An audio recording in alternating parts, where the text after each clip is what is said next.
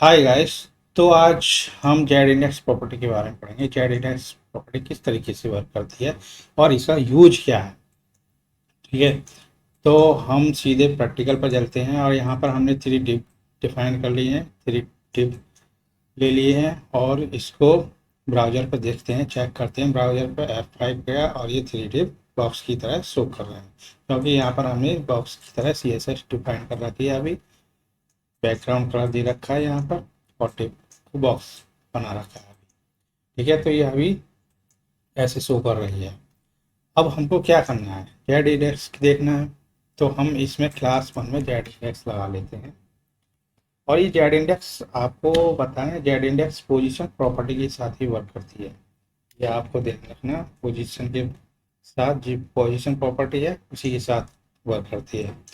ठीक है, और ये पोजीशन वाली अगर आपको वीडियो देखनी है तो मेरी पोजीशन वाली वीडियो चेकआउट कर सकते हैं और देख सकते हैं कि पोजीशन किस तरीके से वर्क करती है। ठीक है, तो यहाँ पर जेड इंडेक्स लगा लेते हैं, जेड इंडेक्स 1 2 3 और यहाँ पर ले लेते हैं जेड इंडेक्स 3। अभी हमने 1 2 3 जेड इंडेक्स दे रखी है। अभी देखते हैं ब्राउज़र पे कोई इफेक्ट पड़ता है। अभी कोई इफेक्ट नहीं पड़ा। ठीक है, क्योंकि यहाँ पर हमारी अभी सेम पोजीशन डिफाइंड है, इसलिए कोई इफेक्ट नहीं पड़ा। अगर हम यहाँ से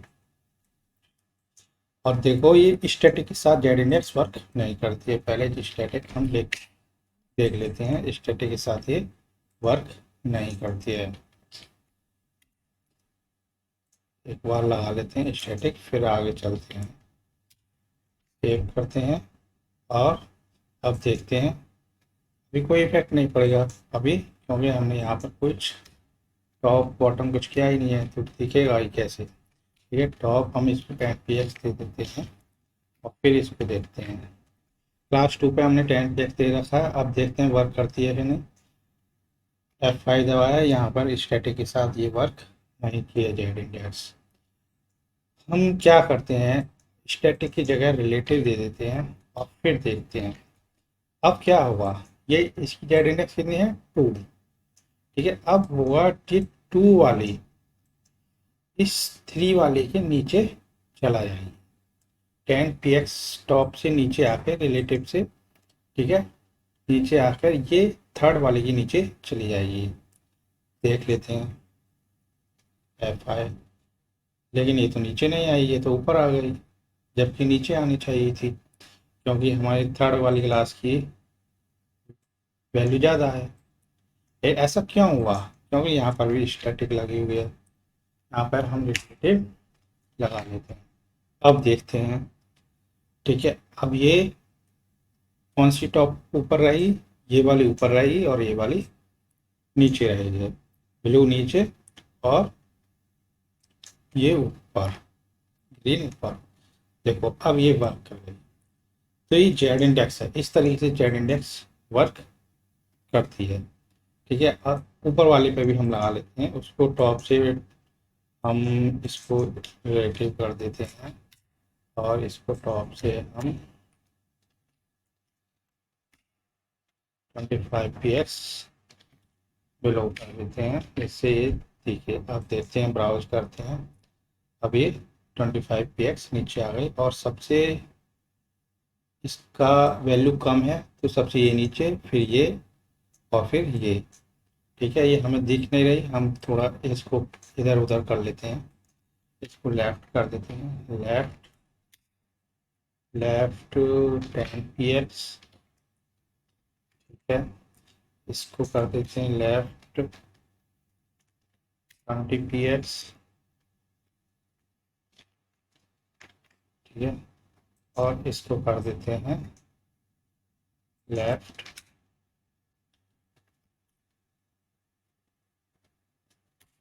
30 px।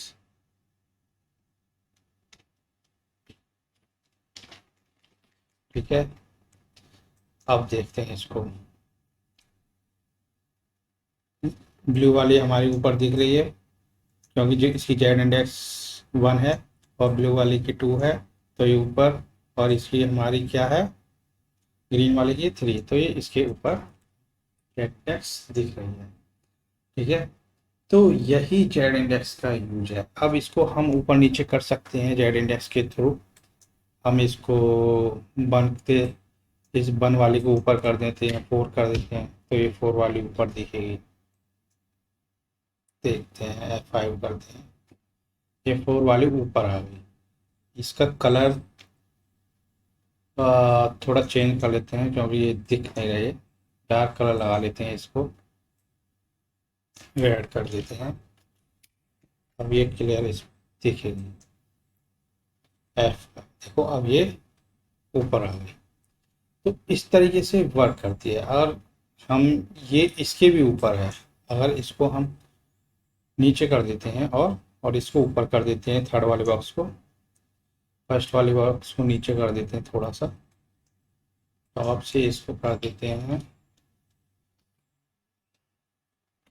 100 px कर देते हैं, और इसको हम थोड़ा सा ऊपर कर देते हैं -3 टॉप से, टॉप -330 px कर देते हैं जल्दी इस पर। अब देखते हैं, अब देखो रेड वाली ज़्यादा है जेड इंडेक्स, तो ये ऊपर है। ब्लू वाले की जेड इंडेक्स कम है, तो ये नीचे है। और इसकी जेड इंडेक्स कम है रेड वाली से, तो ये भी नीचे है। इसको ऊपर नीचे फिर चेंज कर सकते हो आप। इसको आप चेंज करके सेव इन कर दे, तो इसकी जेड इंडेक्स ऊपर आ जाएगी। देखो ग्रीन ऊपर आ गया। तो यही जेड इंडेक्स का यूज है। So thank you guys watching this video.